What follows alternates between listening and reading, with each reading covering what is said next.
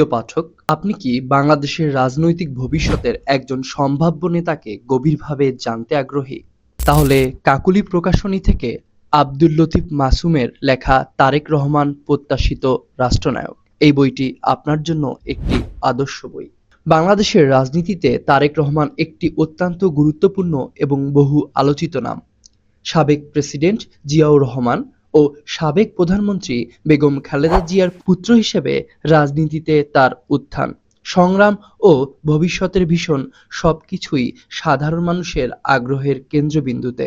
আব্দুল লতিফ মাসুম রচিত তারেক রহমান প্রত্যাশিত রাষ্ট্রনায়ক বইটি সেই আগ্রহ মেটানোর চেষ্টা বা একটি প্রচেষ্টা। এই গ্রন্থটি কেবল একটি জীবনী নয়, বরং এটি সেই ব্যক্তির রাজনৈতিক জীবনের একটি গভীর বিশ্লেষণ, যিনি ভবিষ্যতে বাংলাদেশের নেতৃত্ব দিতে পারেন বলে লেখক মনে করেন।